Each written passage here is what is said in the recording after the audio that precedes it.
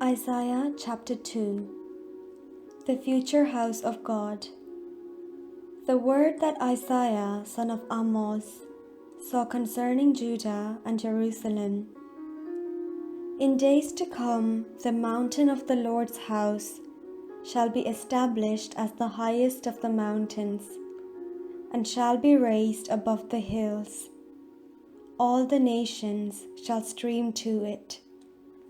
Many peoples shall come and say, Come, let us go up to the mountain of the Lord, to the house of the God of Jacob, that he may teach us his ways, and that we may walk in his paths.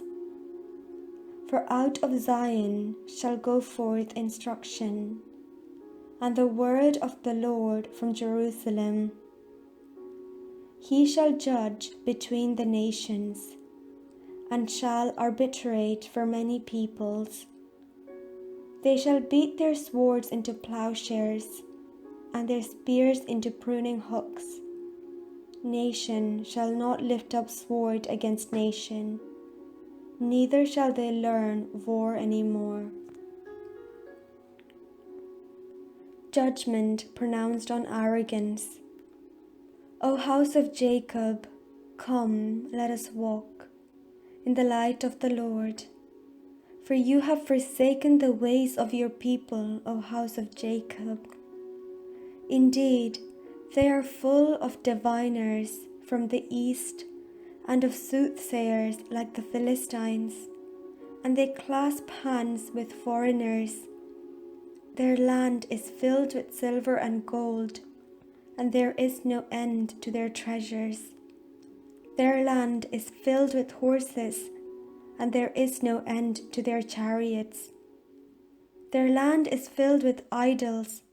They bow down to the work of their hands, to what their own fingers have made. And so, people are humbled, and everyone is brought low.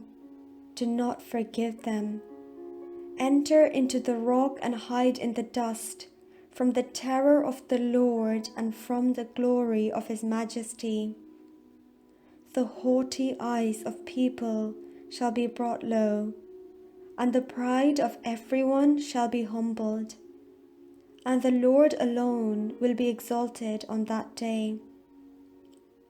For the Lord of hosts has a day against all that is proud and lofty, against all that is lifted up and high, against all the cedars of Lebanon, lofty and lifted up, and against all the oaks of Bashan, against all the high mountains, and against all the lofty hills, against every high tower, and against every fortified wall, against all the ships of Tarshish, and against all the beautiful craft. The haughtiness of people shall be humbled, and the pride of everyone shall be brought low, and the Lord alone will be exalted on that day. The idols shall utterly pass away. Enter the caves of the rocks and the holes of the ground, from the terror of the Lord and from the glory of his majesty, when he rises to terrify the earth. On that day, people will throw away to the moles and to the bats their idols of silver and their idols of gold, which they made for themselves to worship, to enter the caverns of the rocks and the clefts in the crags, from the terror of the Lord and from the glory of his majesty, when he rises to terrify the earth. Turn away from mortals, who have only breath in their nostrils, for of what account are they?